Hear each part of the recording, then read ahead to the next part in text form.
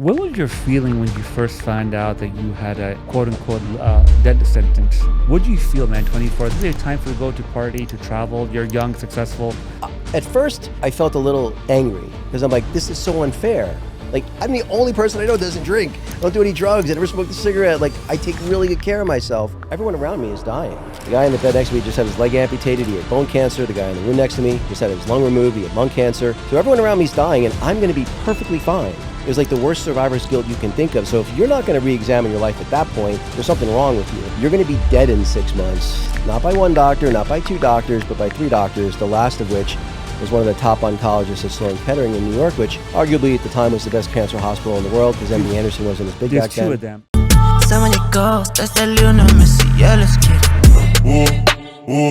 Look at me, habibi. Dubai Jeep, let's get it. Look at me, habibi. Dubai Jeep, let's get it. Bags expensive. Don't touch me. Back it up, back it up, back it up, back it up. No, I have to back it up, back it up, back it up, back it up. Welcome to another episode of Circle of Success Podcast. It's your favorite host, KB. Today I'm here with a special guest who I came across his podcast. There's an individual I'll be interviewing later on today, William Lamb, and I was looking him up in Google, and the gentleman across me was interviewing him, and I said, wait a minute, interesting. Let me just log on here for a second and just watch the interview. And from there, I saw other episodes of yours, and I was just so floored. You remind me of a 90s, 2000 NBC type of host style, very relaxed. The way the questions came out, I'm like, wow, this is my type of guy. So welcome my guest, David Guttman. How are you, my friend? Thanks for having me, KB. Thank you for coming on board. I forgot to put something in your intro. You're a serial entrepreneur. I am. Basically, I'm 59.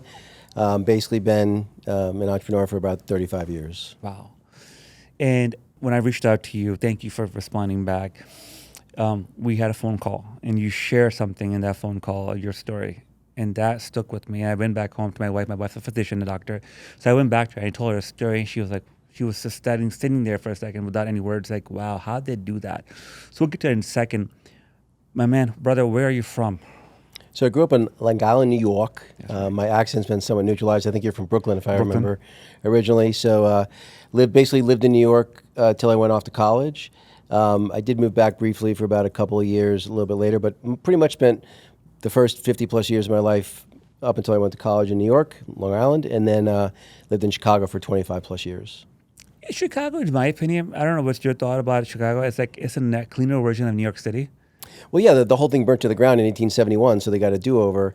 And all the best architects from all over the world, came I never knew that part. Yeah, so so that's why it's so well designed, is because the whole thing got burnt to the ground, and they got a do-over. So okay, that's the excuse we're gonna give to Chicago. Yeah. But I love New York. I'm from Brooklyn. I spent 20 years in New York City. But man, I went back. I go visit often, once a year. It's still, it's the smell, the odor, the hustle and bustle. But it's part of New York, I guess. New York has changed quite a bit. I think gone down. Yeah, I mean, I really loved Chicago for most of the time I lived there. Then we got Pritzker as our governor, we got Lori Lightfoot as our mayor, and and then COVID, it got really dangerous, where even being on Michigan Avenue was dangerous, yeah. And that's when my wife and I decided to pull the ripcord, and we went to Miami for a while, and then just relocated to Scottsdale pretty recently. What brought you to Miami? Actually, Miami was a side effect. So we actually went digital nomad for about a year and a half. So we literally got rid of everything we owned except for what would fit in one piece of checked luggage, one roller bag, and one backpack. If it didn't fit, it had to go. And then we had a rule that we could buy anything we wanted, but we couldn't buy something unless we got rid of something. And so we'd spent, the company I was helping run at the time was virtual, because it started during COVID. So we could, as long as we're in the North American time zones, we could live wherever. So we spent a month in Medellin, a month in Ecuador, a month in Tulum. And we always kept spending a little bit of time in Miami, and Miami was kind of the one place we both liked. Yeah. And so that's when we decided, hey, you know what? The Nomad thing sounded great on paper, but now that we've done it, glad I checked the box, but I want a place at least, hang my hat for a year or so at a time. So What part of Miami? right in Brickell, which we really liked. Brooklyn's nice. But it's new. It's not, I think 15 years old, maybe 20. Well, my wife should not be behind the wheel of a car, so we want to live in a place where you can walk to stuff. And Yeah. I mean, honestly, like it's funny. We just moved out to Scottsdale, as I mentioned. I've not owned a car in like over 20 years because I lived in downtown Manhattan, downtown Chicago, downtown Miami. None of the places you want to have a car. Yeah. But now that I'm in Scottsdale, have you need to a have car. Yeah. I texted the podcast studio owner here, Brady, about, hey, should I get an Uber or should I rent a car? And he gave me a good answer. I rented a car. You mean you need a car here? Yeah. 100%. Born and raised in Long Island. Parents, what type of demographic your parents belong to? Middle class, upper middle class? So my dad's family was fairly well off. His grandfather was very successful, started a corrugated box company that was quite successful, even though he was relatively he was an immigrant. My mother's side of the family, so my dad's side, German and Russian Jew. My mom's side, Roman Catholic Italian. My mother's side of the family was much more poor. Her mother was adopted. Her dad was Sicilian, and they grew up pretty poor. I would say, my dad started a software company in his late 20s that eventually IPO'd, and so I grew up upper middle class, and then we were, fairly well off as I went into college. Okay, so when you weren't born with spoon in your mouth. No, in fact, my dad's company went through some rough times. I remember cars getting repossessed and things like that. So yeah, so it wasn't. We had some. We went on really nice vacations, and then sometimes cars got repossessed. So you saw it happening. I saw everything in between. And both my parents recovered from addiction. I helped my mom detox from alcohol when I was 9, which is why I never drank alcohol till I was 35. I got divorced when I was 35 and started dating.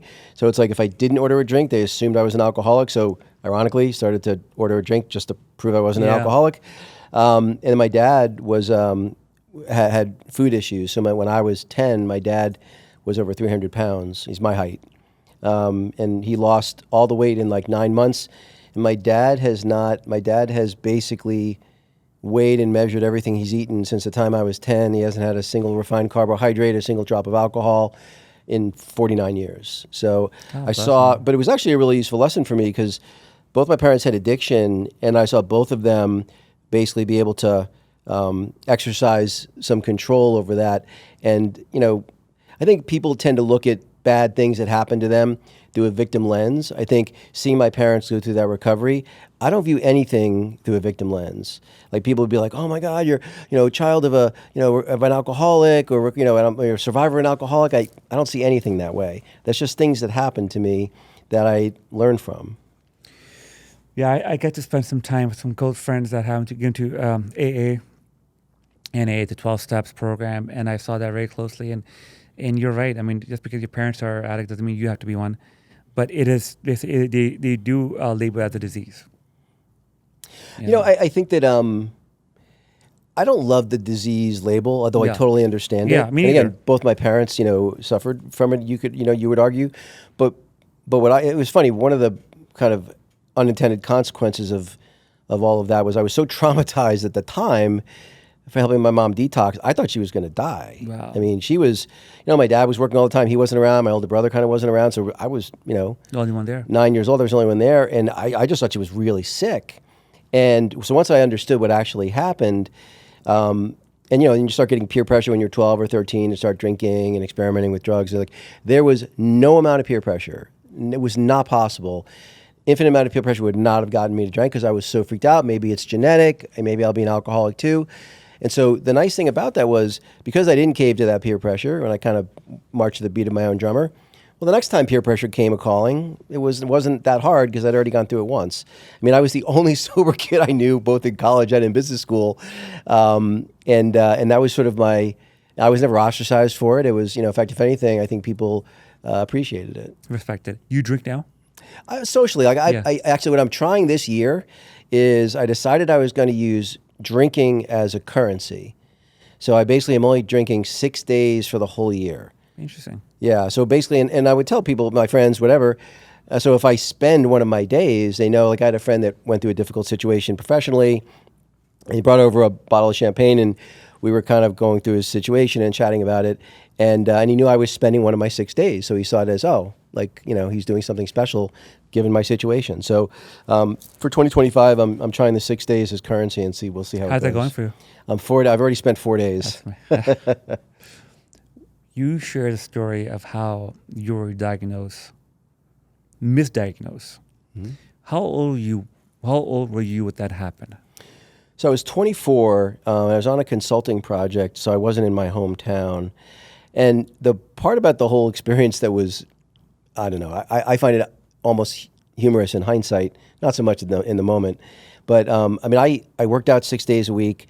I had never had a drop of alcohol, never tried a drug, never smoked a cigarette. I ate like a monk.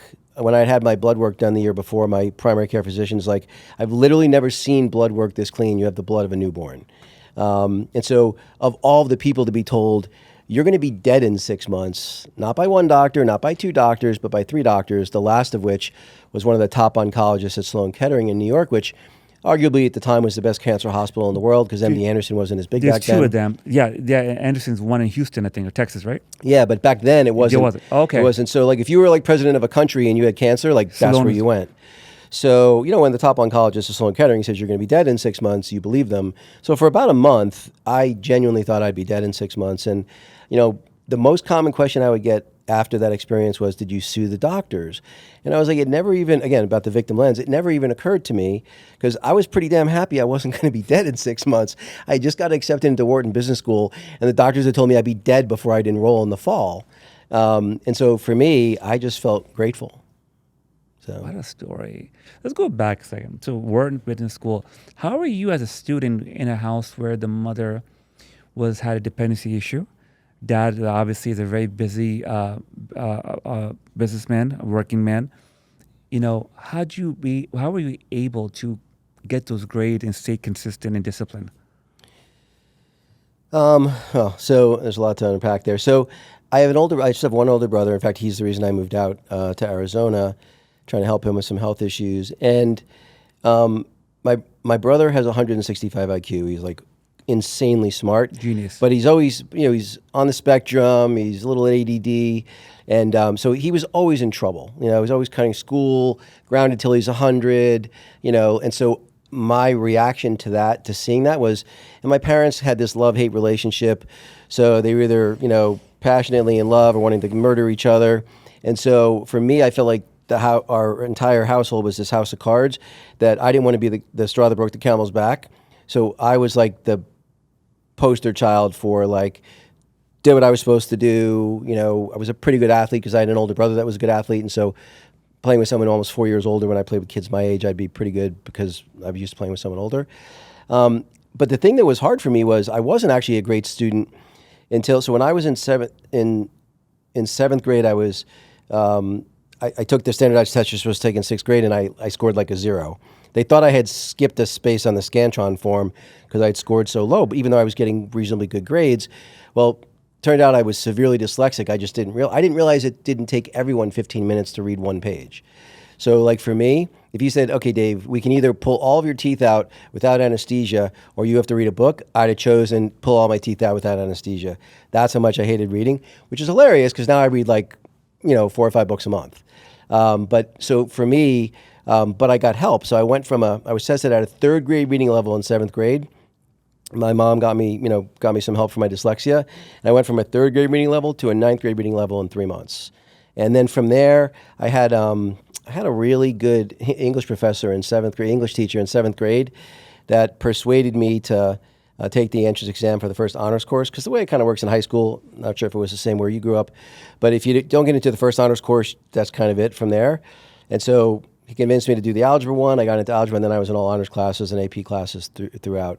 But the dyslexia actually, ironically, helped me because my coping strategy for dyslexia was whenever I would take a test, I would do the whole test twice really fast because I would never make the same dyslexic mistake twice, and then I'd compare my answers.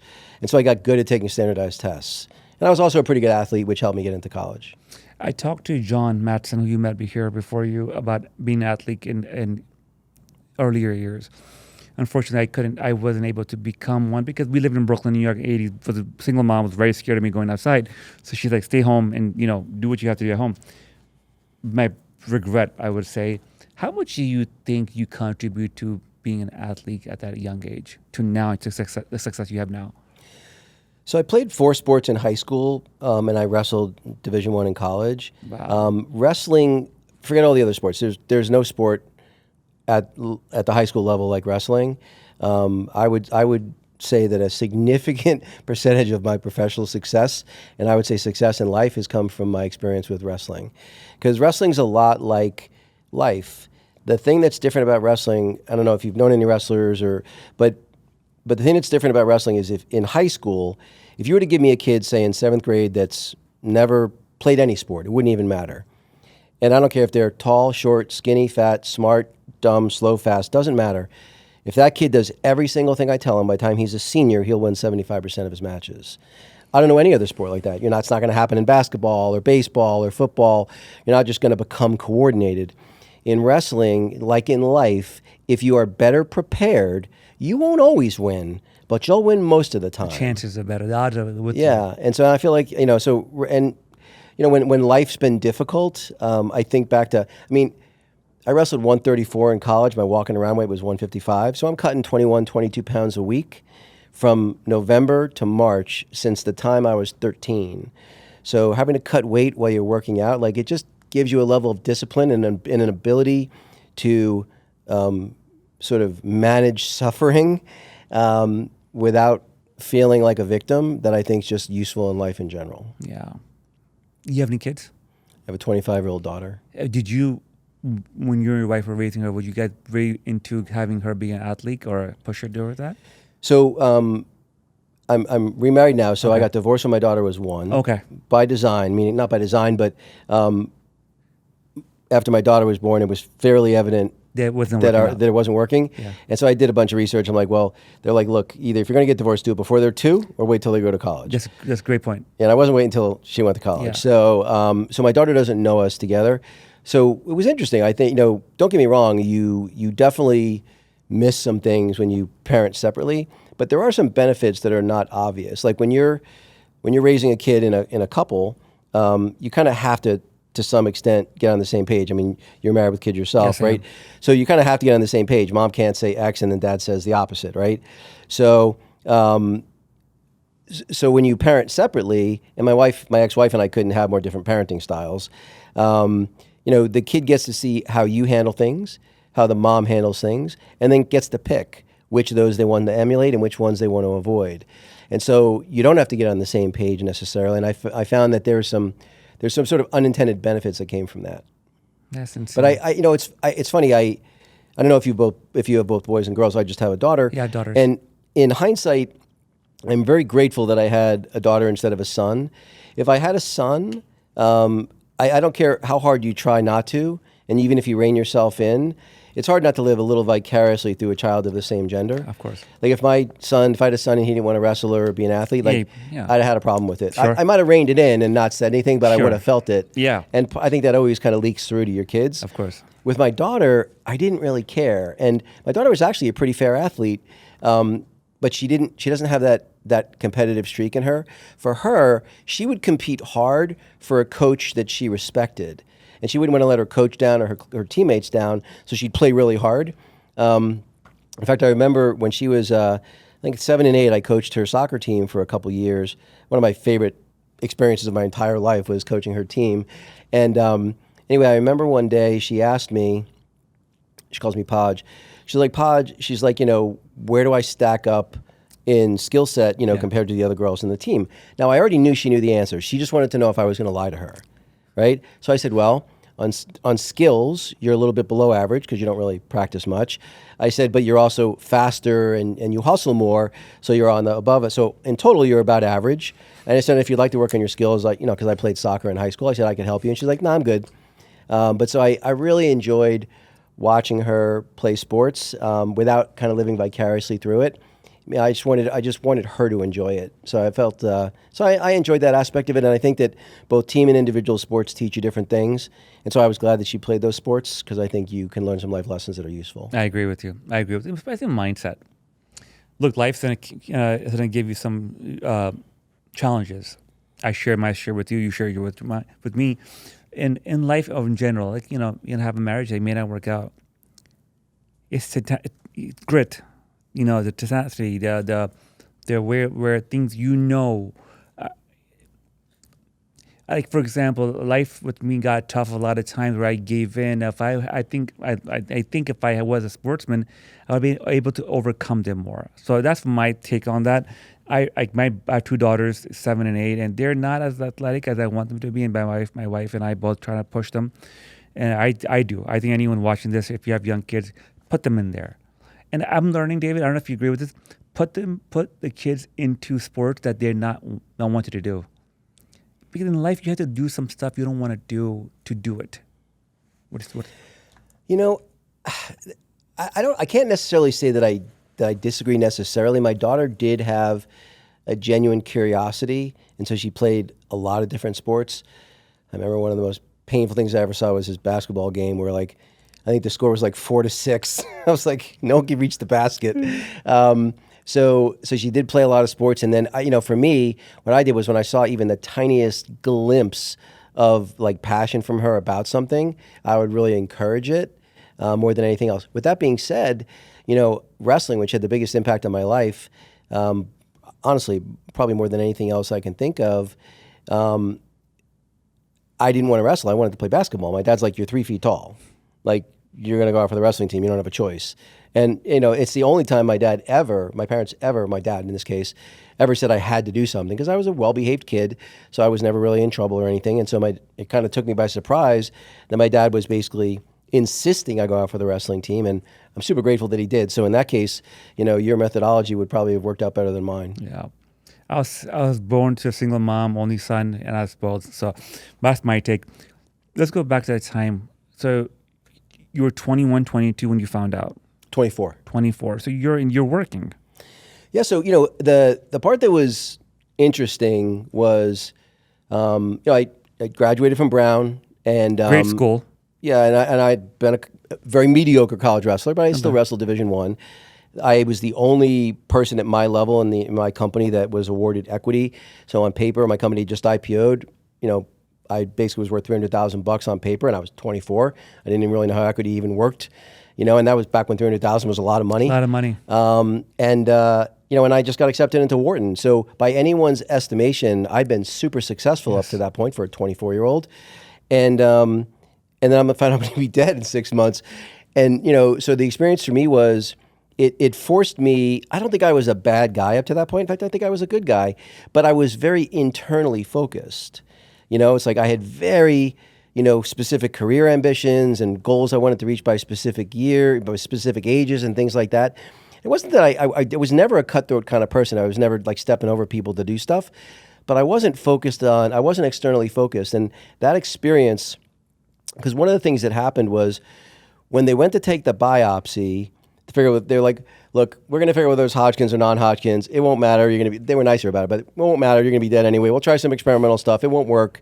But we're going to at least go through the motions was basically what they were saying to me. And so it was supposed to be a 30-minute procedure, but it ended up being 3 hours. So because of that, I had to stay 48 hours in the hospital after the procedure. So I'm in a stage 4 cancer ward at Sloan Kettering. Everyone around me is dying. The guy in the bed next to me just had his leg amputated. He had bone cancer. The guy in the room next to me just had his lung removed. He had lung cancer. So everyone around me is dying, and I'm going to be perfectly fine. It was like the worst survivor's guilt you can think of. So if you're not going to re-examine your life at that point, there's something wrong with you. And so I decided from that point forward that whenever I possibly could touch someone's life in a positive way, I would. And I felt like I've stayed true to that for the last 35 years. Let's go back, man. There's a lot to unpack there. What was your feeling when you first found out that you had a quote-unquote death sentence? What did you feel, man, 24? This is a time for you to go to party, to travel. You're young, successful. New York City, right? Long Island at the time. Okay. No, actually, no. At the time, I was... Chicago? God, where the heck was I living at the time? No, I was in St. Louis at the time. Okay, Missouri. So, you're still young, man. Starting off, the first time you heard it, what was the thought that comes to your mind? Was why? Victim? Well, the first doctor diagnosed me from an X-ray. I'm like, he's a quack. There's no way he's right. Right. I'm the healthiest person I know. That's not possible. But then 2 days later, I got a CT scan and saw the head of oncology at Barnes Hospital, which is the best hospital in St. Louis. And he was like, he didn't sugarcoat it. He was like, get your affairs in order. Like, you are going to be dead in 6 months, probably less. And I'm like, don't they usually say you got a 10% chance, you got a 20% chance? Give me a little bit of false hope or something. Sure. I'm like, did I watch the wrong after school special? Yeah. So it was a little bit weird, but but he was pretty intense about it. And so at first, I felt a little angry because I'm like, this is so unfair. Like I'm the only person I know that doesn't drink. I don't do any drugs. I never smoked a cigarette. Like I take really good care of myself. This can't be happening to me. But once I told my parents, and now that I'm a parent myself, I can imagine what that must have been like for them, right? They were such basket cases that it ended up being this weird blessing in disguise because I was so focused on trying to keep them from jumping off a cliff that I wasn't so focused on poor me. And then what I decided to do was, because the thing I did learn about it is it's much harder on the person that cares about the person that's sick than it is for the person that's sick. Not that I was happy about the situation, I clearly wasn't, but you at least feel like you have some agency. Should I do chemo or shouldn't I? What I decided to do is my dad had a cousin that had pancreatic cancer that had gone on a macrobiotic diet, and it had basically staved off his cancer for a few years. And so I basically went on a macrobiotic diet once I was diagnosed. And I was on that diet until I found out that, oops, we screwed up, you're going to be fine. When you found out, oops, you'll be fine, what was that reaction, man? Were you like, pardon my language, fuck you guys, the fuck are you doing? What was your reaction? My only feeling was, it was the closest thing to pure ecstasy I can imagine. Wow. It's like, because I really did think I was going to die. So you feel reborn in a way that most people don't get that experience. It was a wonderful gift. As honestly, like it wasn't a fun experience for me, but it was absolutely worth it. And probably not so much for my parents. So. How did your parents do it? Like, I mean, when they found out their son, 24-year-old son, who is this amazing, I don't know, it's a genius, but I mean, from my standards, 24 and amazing job and 6 figures IPO. Like, what did you think about that? Well, my mom was like, they're wrong. It can't be cancer because I can't handle it if it's cancer. So that was her logic. Okay. So she was. It was funny because the guy at Sloan Kettering basically said, he's like, you probably have a few percentage points chance that, maybe you'll live past 6 months. And I come out of we come out of the room with the oncologist. My mom's like, oh my God, I'm so relieved. I'm like, so relieved? What are you talking about?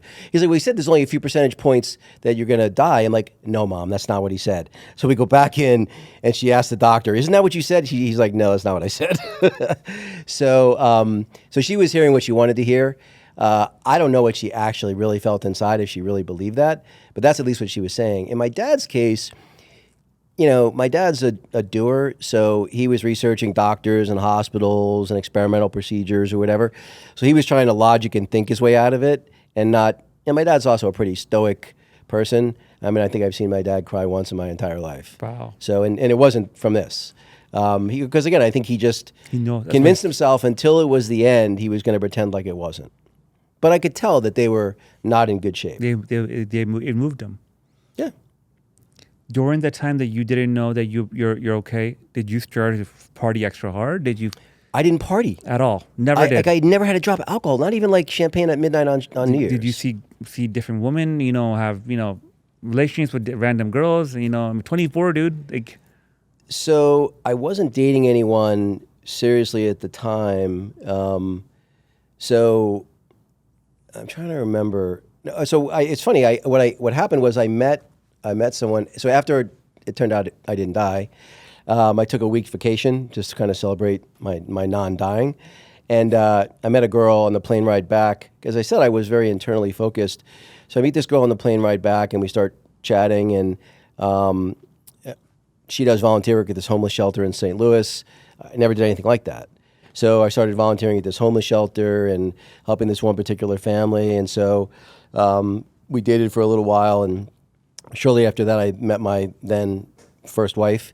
So I was so externally focused that it wasn't until that experience occurred that it kind of forced me to think about, okay, do I want to have a family? Do I want to, what I realized was, if you had asked me at the time if I was happy or not, I wouldn't have even understood the question, because that didn't resonate. It didn't even register to me. It's like, no, I have things I have to get done. Happy is not in the equation. So now, all of a sudden thinking about happiness, and I don't want to talk about, because I don't really believe in legacy, because I think in 1,000 years, probably even 100 years. It won't matter that any of us lived. So to me, it's more about trying to enjoy the journey, trying to live a life of purpose, and trying to touch as many people as you can, and just try to leave everybody better off than you found them. Besides knowing how valuable life is, what other life lesson did you get after that? That you took it and you ran with it till this day. Again, I thought that a satisfactory, or for fulfilled life came from accomplishments, my accomplishments. And up to that point, I'd had accomplishments, right? And what I realized was if I died then, a few people would be sad for a little bit, and that would be it. And it would never have mattered, not even a little bit that I lived, and that bothered me. And so that's when I decided that, hey, you know what, maybe if I focus on everybody else and let what happens to me be the side effect as opposed to the goal, that might be a happier way to travel through life. And turns out it is. And I would say that's the thing that hit me then and has stuck with me since. Wow, man. You ever thought about writing a book? It's funny you say that. I'm working on my first book. Yeah. It'll be done by probably October, November. This story. This is part of it. Oh, so no. it's a book about servant leadership. Okay. But part of the reason I became a servant leader, like I had some, even at that age, I had some, lower level leadership roles at that point, but I was more of what you'd call a taskmaster, more of a fear-based leadership style. And ever since that happened to me, I have an aspirational leadership style. And so my book is going to be about how to lead. I like that. Look, I'm born in 82, 43. In the 80s, 70s, 90s, leadership had a very different meaning. Old school, very 70s, especially from the Northeast. It was more, even some organizations probably still do fear-based. And now we hear more like, wellness and let's talk about our issues. We went from being extremely hard to not kind of soft, I think, in society, in management, leadership, in my opinion. What's thought about that? Like leadership changing over the years, culture changing over the years? I think, I don't know if I would even call it leadership back then. I'd call it more management, right? Management. Yeah. Two different things, by the way. Let's clarify that. Yeah. To be a leader and to be a manager are two different roles.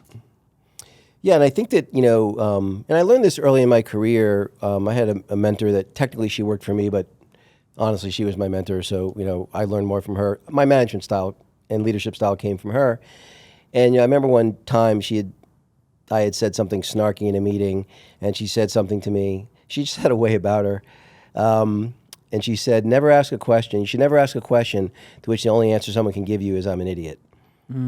Which is basically, don't be a dick, and good advice. And, what I came to realize was that if people they get this backward. They think that their fiduciary responsibility, their responsibility as CEO or leader of an organization is the company first and the people second. And I just fundamentally disagree with that. Indirectly, meaning my experience is the best result you'll get for your company is by focusing on the individuals first. So just give you a quick example of that. I was running this trading firm down in Miami, and I would say the average person working on my team was working 60 hours a week. And after I resigned, I would say the average person was working 20 hours a week. Same people, just being led in a different way. People need to understand that they matter. When I was running this call center business, so I was president of this call center business, 400 people, I think, 400 or 500 people total. We had 7 call centers spread out across the East Coast. And whenever I would go, and I would visit each call center usually once every 3 to 6 months, the first thing I would do for the first hour when I would get there is I would take calls. Because I was trying to demonstrate that what those customer service reps did mattered. And I could say that what they did mattered, but when I took calls for an hour, clumsily, they really got a kick out of the fact that I was terrible at it. But still. But the number of times in the 5 years I was there that people would come up to me, say how much that meant to them, and so again, you have to lead by example. You have to demonstrate that what people matter, and if you do that, people will crawl naked over broken glass for you. I mean, we've all had the boss that cared about us, they would kill for. We've all had the boss you could tell could give a shit about you. And that person, even if you're a self-directed, self-motivated person, they're not getting your best. You know, you've got your side hustle, you've got other things you're doing because that's not where you want to hang your hat. My 25-year-old daughter, you know, my guidance to her, she's looking to potentially, you know, pivot, you know, her job. I'm like, don't focus on the industry that the company's in. Don't focus on the job function that you're going to have. Don't focus on how much you're going to get paid. Focus on two things. Focus on the person you would work directly for and whether you believe you're confident that person is going to be emotionally invested in your development, and the overall leader of the company. If you're happy with both of those, that's a good place to be in your mid-20s. What's she doing? She worked for a company pre-IPO, through their IPO, first job out of college, working 80 hours a week. I would say she progressed 8 years in 2, so it was great for her, but she was super burned out. And then the company she's at after that was maybe a little too laid back for her. She needed something in the middle. Oh, wow. So Where's she at? she just moved from Denver to Austin. Okay, Austin, good place. She really likes Austin. She didn't love Denver. She went to school in Boulder, and Okay. she's really loving Austin. Yeah, Austin, I think Dallas, Texas, Houston, all that, it's great market. Yep. Following, I think over here, Arizona's amazing. Florida, of course, you know. So I want to go back to you. So after the cancer scare was gone, we're good. We took a vacation. We're okay. We got married. We had a daughter. We got divorced. When we got divorced, how old will we be? I would have been 35. 35. Yeah, my daughter was 1 and I was 35, yeah. Interesting. That's why again I started to drink socially, was because, you know, I started to date, and not drinking, there was a red flag, like, oh, you're a recovering alcoholic. I'm like, actually, no, I'm not. What were you doing in the 30s? Were you working for yourself or some freaking company? Yeah, so I did a bunch of, so when I got divorced, you know, partly because I had a below market salary, because we were starting a company for like 5 years, and the divorce and our spending and everything else, we had a mountain of credit card debt. So I'm paying for all of my soon-to-be ex-wife's costs, my cost living in Manhattan, $85,000 in credit card debt at 25% interest, and her lawyers and my lawyers in 2 different jurisdictions.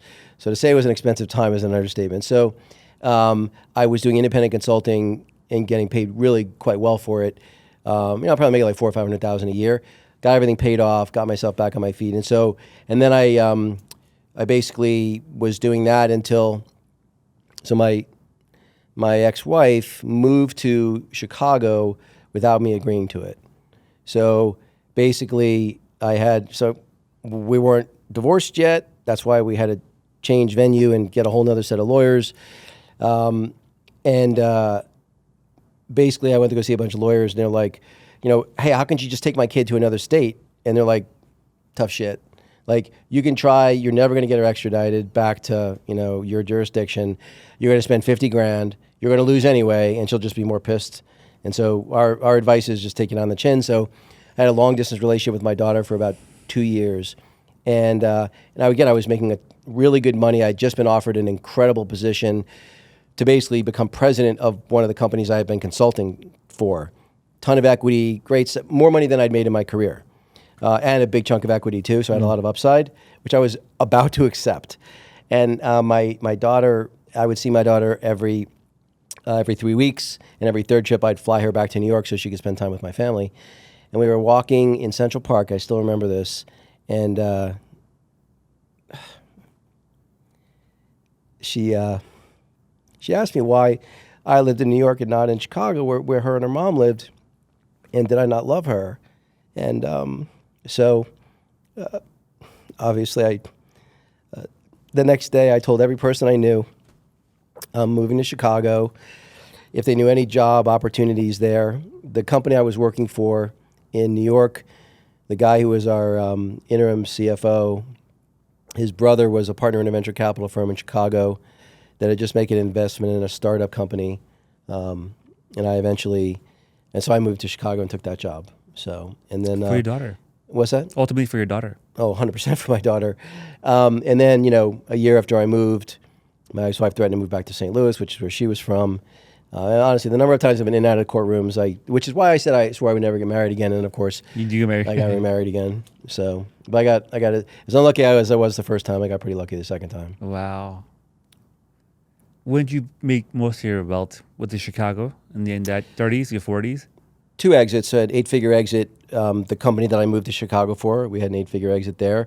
And then same CEO, under the same CEO, a telemedicine company, we had a 9-figure exit there. So that's where I made most of my money. That plus, I also made a fair amount of money I got into crypto, into Bitcoin pretty early. Oh, wow. So interesting. Well, I'll have another conversation with you on the side after this, but wow.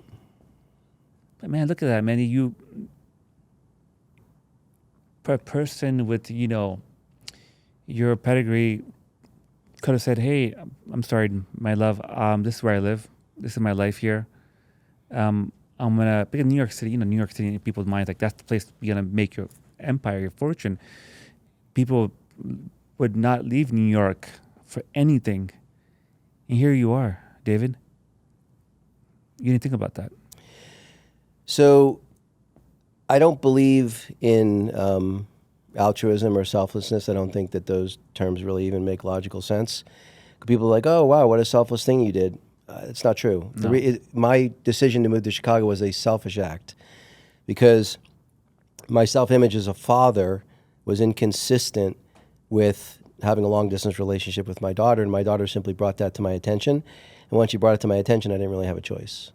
And how sad it took a 3-year-old to kind of, slap me upside the head and be like, Dad, what the hell? It's not the last time she did that either. So, what a story, man. Good man, David. When you're watching people in a stage 4 cancer ward, dropping like flies, I think it forces you to try to find the best in yourself. The thing I think people have to be careful about, because like I said, I don't think I was a bad guy before. And yeah, I think I'm a good guy now, but at the end of the day, I think feeling pride or shame about who you are is not the right lens to look at it through. Because anyone born to the same DNA and circumstances as me would be me. So I don't feel special. I feel fortunate. And so I just feel like I was dealt a pretty good hand. I didn't have perfect parents, but I had pretty damn good parents. Wasn't born wealthy, but I wasn't born dirt poor. I wasn't, I'm not the tallest, best looking, most athletic person in the world, but pretty athletic and, not, horribly disfigured. So it's like, it could be a lot worse. I think you don't control the hand you're dealt. You only have control over how you play it. And I think I was fortunate to be dealt a pretty decent hand. And the reality is, anyone dealt the same hand as me would play it the same as me because they'd be me, which makes you much more empathetic towards other people. So I don't get angry or resentful or feel vengeful, or even people that have genuinely screwed me over, even people that were really close to me, because it's just wasted energy to me. And the reality is, if I were them, I'd have done to me exactly what they did to me. So I feel empathy, and I feel bad for people that have to travel through life as jerks. You would do the same to you if you were in their shoes? If I'm them, I'm going to do what they... if I'm born to the DNA and circumstances as them, I'm them. Yeah, I guess that's a really interesting way to look at it. So your dad's Jewish, and your mom is Christian. Do you follow one particular religion over the other? Well, being exposed to both religions, kind of demonstrates the silliness of the whole thing, right? I used to, like, the Jewish side of my family, I feel like calling ourselves the chosen people is a little offensive, because if we're chosen, that doesn't mean everyone else is not chosen. Like, that's not a good way to start the conversation, right? So I feel like religion does way more to separate than to bring 100%. Together. I'm with you. And it's funny because life continues to put religious person after religious person in my path, because I consider myself very spiritual.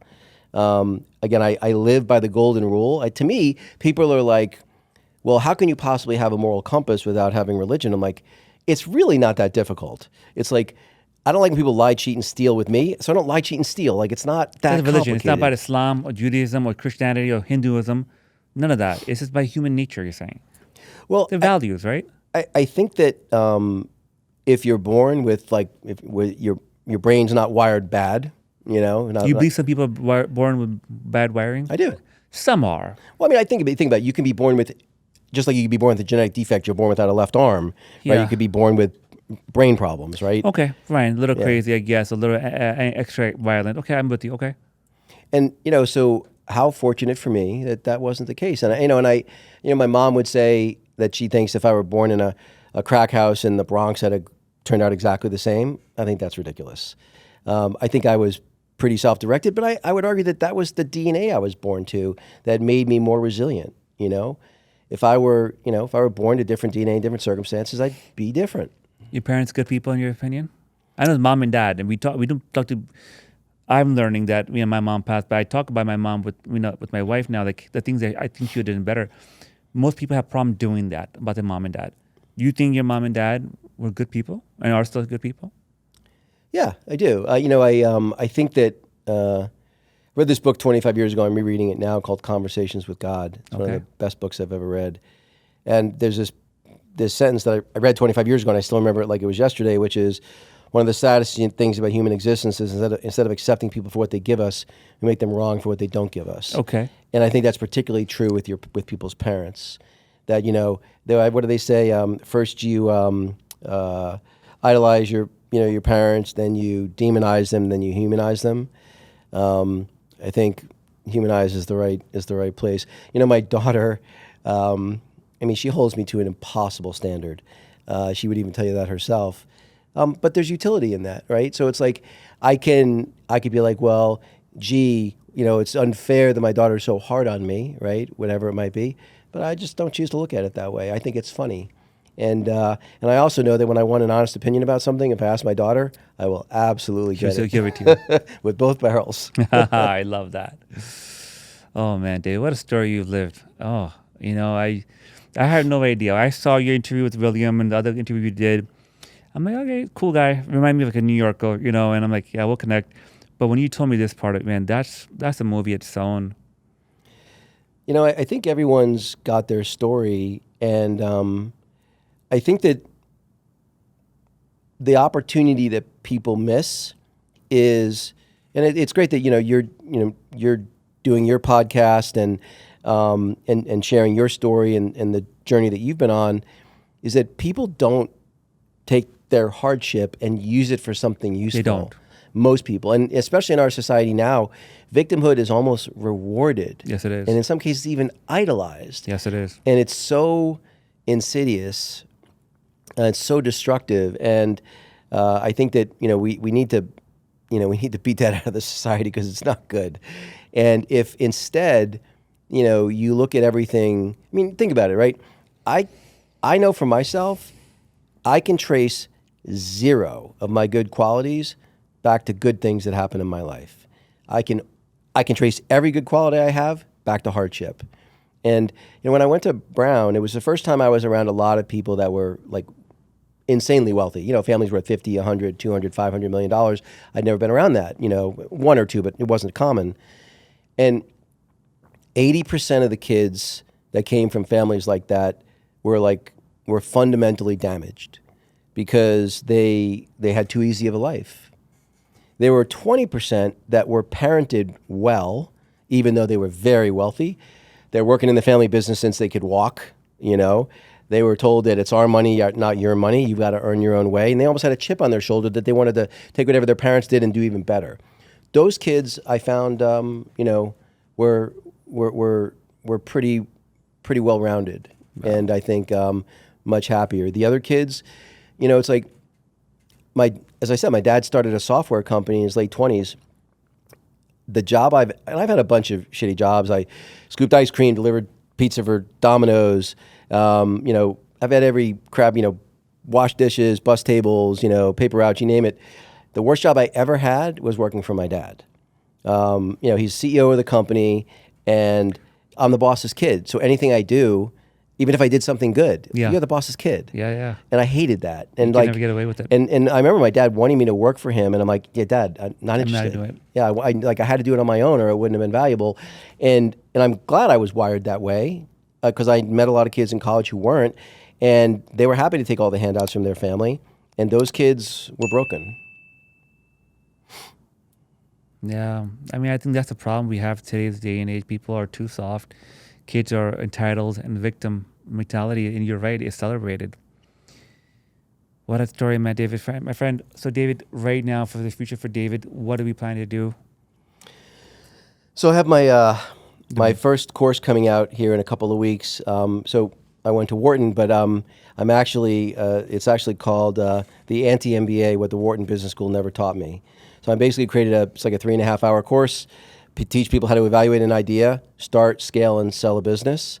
And basically it's all the things I didn't learn in business school, but I've actually learned in the last 35 years.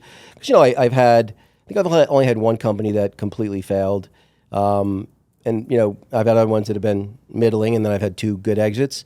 So I've done it right, I've done it wrong, I've been too early, I've been too late. I've experienced it all. And ultimately, the reality is people want to make it seem complicated. The reality is, if you've got the right mentality, the execution parts are not that complicated if you can have someone break them down and explain them to you.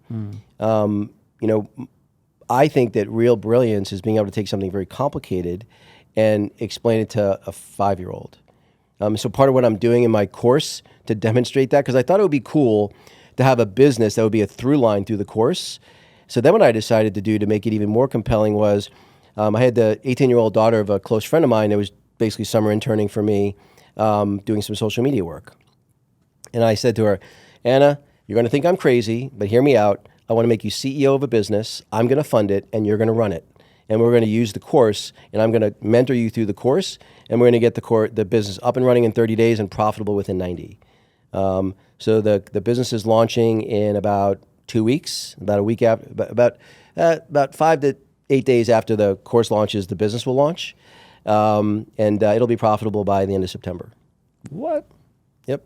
When is this course to be available? It'll be available in about 10 days. So by the time this episode comes out, we'll put a link in the description. Yeah. And we'll promote it, my friend. I appreciate that. Love that. That's a course I would buy into. Well, so let me tell you the end game for the whole thing. Please. I'm actually using the course as a screen. I'm selling the course, not that expensive, it's only gonna be $1,000. But what I'm really using it for is I'm gonna basically do a free coaching session with every single person that finishes the course. And in that coaching session, I'm gonna evaluate them and their idea. Love it. And then what I'm gonna do is it'll be an invitation-only mastermind. I'm only gonna have 10 people total. So they're basically gonna have to commit to 6 months. And then at the end of those 6 months, I'm going to invest in no less than 1 and no more than 3 of the 10 businesses. And basically, I'll have 6 months to evaluate the team. That's amazing. So that's great. This is you doing. It's paying it forward. You're helping people. Because when I started our journey years ago, a few years ago, I wish something like this would be out there for any business up and coming entrepreneur. This is a great tool to utilize for $1,000. Nowadays, people are selling idiotic courses for more than that, 5K, 10K, and you learn digital marketing, which you can learn. I'm not devaluing it, but this is a great tool for anyone who's coming up in the business world. Great tool. Well, for me, the reason I'm doing it, again, I try to be transparent in everything I do, is my goal is I only want to do things with people I like and enjoy on things that I think are worthwhile. Oh. Right? And so this will allow me to do that. So when I'm done, when the dust settles on all this, I'll have board seats on 10 to 20 companies, either myself or people I designate, and I'll have made investments in 10 to 20 management teams, people I like, enjoy working with, and they're doing something I think is worthwhile. That's amazing. And so that's the outcome I'm trying to get to, and this is just the mechanism by which I'm doing it. Amazing. Where can we find you? So probably the easiest place, if you just type in the David Guttman podcast on YouTube, it has my link tree. You'll see all my socials there. You can find me on Instagram and so forth. But YouTube's probably the easiest place to find me and my content. That's how I found you, my friend. And then from there, I found you on Instagram. By the way, he's not David Guttman, who owns half of Miami. David Guttman. My friend, thank you so much for coming on. I look forward to see what you're going to do in the future. KB, I appreciate your time. Thank you, David. Awesome.